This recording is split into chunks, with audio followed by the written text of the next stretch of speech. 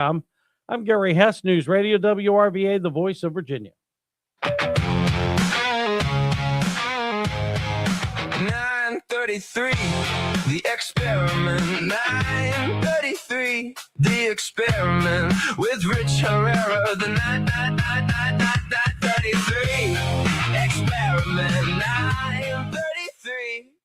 Right, 9:33 here. Time for the experiment. I have no idea what's going to go on.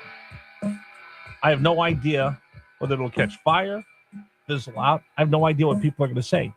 That's the fun of this thing, right? It's a little scary. We're going without a safety net. We call it the 9:33 experiment because that's really what it is. 9:33.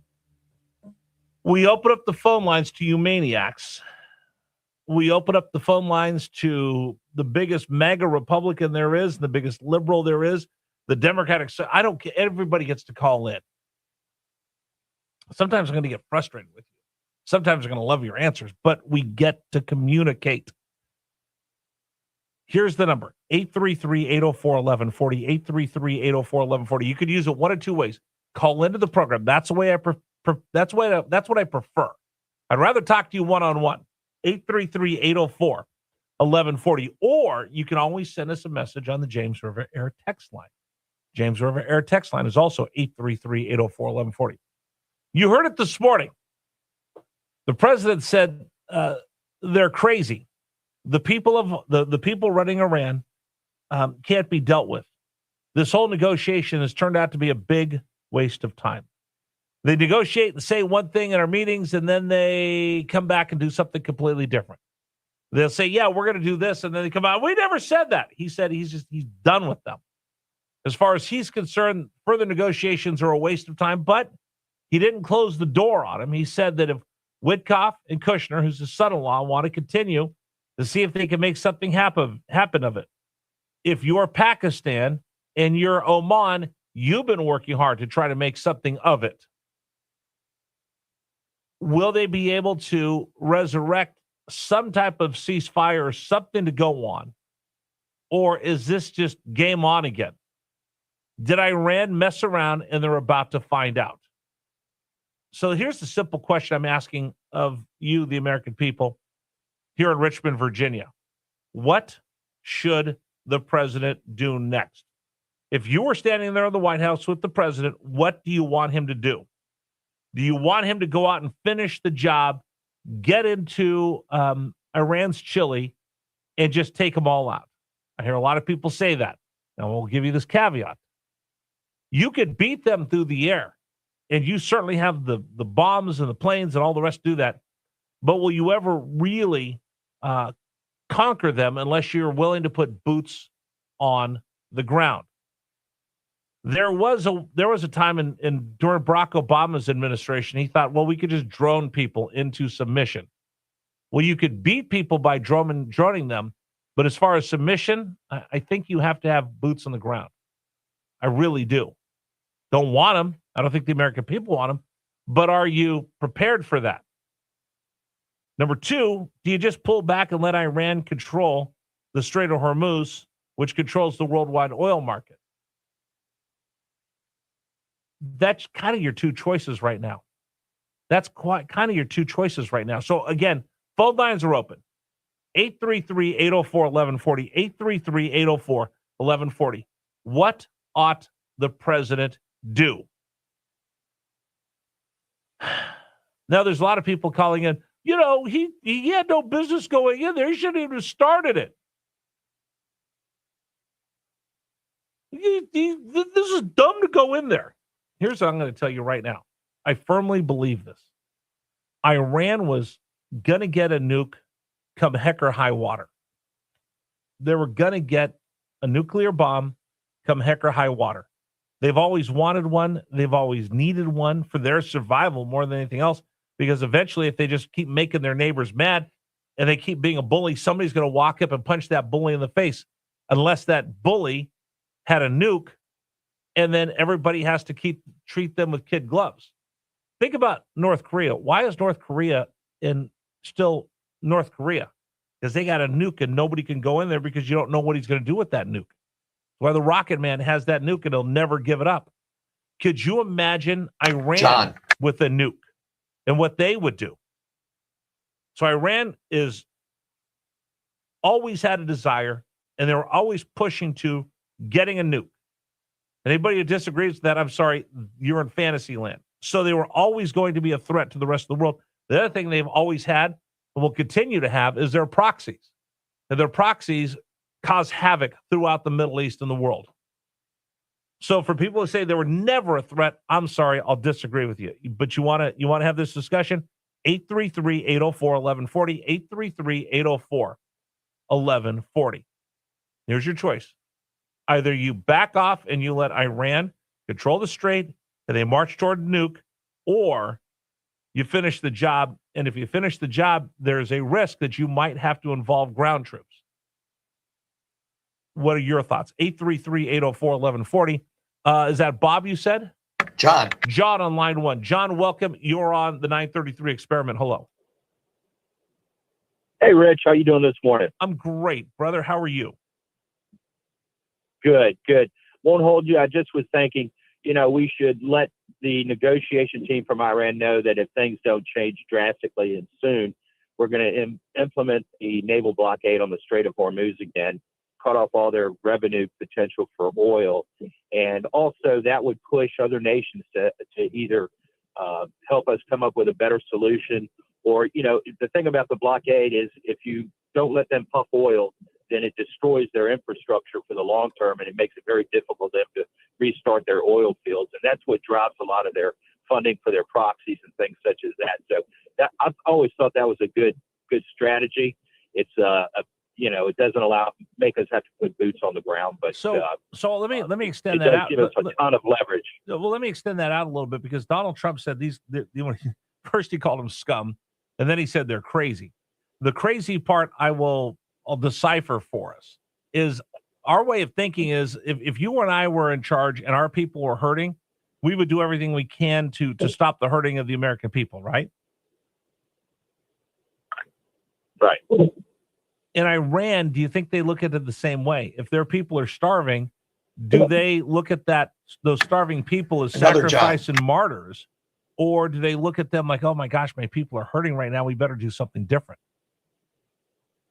Well, if you're going to put the blockade on, you could also, we're doing it whether you hear about it or not. I think we've got to be funding or putting arms in someone's hands to do a rebellious act against their own regime. See, they tried that with the Kurds. They tried that. They gave the arms to the Kurds. They didn't get them down there. But the thing is that if they've killed 50,000 people already, and the IRGC has already taken out that many people, I don't know if you could start an armed rebellion in there. That's why it's just crazy when you look at what you have for the options, and that's why I think it's kind of this or that. John, thanks for the call. Appreciate it. Again, we keep mirroring what we think we would do as people that have a point of view for the left and the right in America, but their point of view is completely different. Let's go to John on line 2. John, welcome. You're on the 933 experiment. Hello. Yeah, there's a third option. C5As, crates of ammo, and small arms, and arm the Iranian people so they can fight back. John, it's probably the only way this is going to get resolved. John, they've tried that before. They tried to get the arms. No, hold on a second. They gave them to the Kurds. The Kurds kept the weapons. Okay. Give them directly to the people. Drop them by parachute. Okay. Let me extend this out for you then. Ready? Let's say we airdrop them in, right? How are the people going to get those arms if the IRGC is the only one that's controlling everything and they have the guns? How do you know that the IRGC just doesn't get resupplied with extra weapons from the U.S.? We did it with the French in World War II. We were able to get guns in there to the French. With an organized resistance. Yes, with a resistance. There's an organized resistance in Iran right now, and we should be working with them. I would probably bet the CIA would be, but I don't. John, do you think it's just as easy as we airlift guns, drop them in the middle of Iran, they grab them, and they're able to fight back against the IRGC? Yeah, I do think it's that easy. See, I'll disagree with you. Why do you think it's that easy? Because we've done it before. Okay, we've done it before other places, but I'm talking about Iran, where 50,000 so what's people. the difference between Iran and France in World War II? They were controlled by an occupying army that was very. No, there were So that's the big difference. One was controlled by an occupying army of the Nazis that came in there to France, overthrew the government. The Vichy France was set up as a proxy and a puppet of the Third Reich. Correct? Yeah, and they were an extremely oppressive regime. Right. So not much different than the Iranian regime. Hold on, John. John, there's a big difference. When they took over and they oppressed the Third Reich, oppressed the French government, you still had the remnants of the French government. You had Charles de Gaulle out as the leader in exile of France, but you still had the basic tenets of a government that was collapsed, but you still had some French national pride. In Iran, I've got 50 years of theocracy standing on top of these people. They've already killed 50,000. It's not like you have a government that you can resurrect from the ashes to rise up against the IRGC. You have 50 years of oppression by these people. It's a little bit different, isn't it? Bolted against the British? Okay. We created a government out of thin air. Okay. John, I'm going to agree to disagree with you. If it were that easy, I think it would be. But we're talking about people with no guns, no military training. And if you drop it in there, then you got to hope that they're faster to run and grab those guns before the IRGC, which is a formidable army. I don't think it's that easy, but that's something I think that they would have on the table. Where am I going to go next? Alan. Let's go to Alan next on line 1, I believe. Alan, welcome. You're on the 933 experiment. Well, hi, Rich. Good to speak to you. Yeah, your suggestion that dropping guns won't work is, I think, obvious. But I think the only way to get anything done is to work with Israel and other intelligence organizations and air power to take out the IRGC. If you don't take out the IRGC, every last one of them, and the besiege, you're not going to have any changes. They're not going to give up. They're the fanatics. Well, and think about this, and this is why I'm going to agree with you and not the last caller. And I respect the last caller. Don't get me wrong. You've already taken off. You took out the Ayatollah. You took out the entire top echelon of the IRGC, and the government was destroyed on the first day. Then you took out the second layer of the government and the IRGC. Now you're down to the third, and they're just as obstinate for the third and the junior officers as they were when they had the Ayatollah. It's a theocracy that you have in there, and these are dead enders. They're not interested in negotiating. They're interested in the caliphate and taking over. So reasoning with them just doesn't work, I don't think. No, Donald Trump doesn't. He's proven it several times. He doesn't like people getting killed. He doesn't care who the people getting killed are, or really, he doesn't want it to happen. But the IRGC is the group, as you say, all the way down, not down to the enlisted ranks, not just the officers. They have to be completely destroyed. And if you listen to the program since the very beginning, I was worried about there are dead enders. When I mean dead enders, these are people that are so committed, they're willing to become martyrs. They're willing to do whatever they can to become martyrs. They're just as fanatical as Hamas and Hezbollah and the Houthis and the IRGC and those hardline authoritarians and that theocracy are all cut from the same cloth. They're all committed to this as much as you and I are committed to freedom. They're committed to their way of life. Correct. And unless we understand that, it's hard to that's the whole part about negotiating with people that don't have the same values that you do. Because if I'm looking at you and I tell you a lie, you go, "Hey, Rich, that's a lie." Well, unless I don't believe that's a lie because my value system is completely different, how do I negotiate with that? I appreciate your call. Thank you very much. I'm going to go to Doug next on line 3. Hey, Doug, welcome. You're on the 933 experiment. Hello.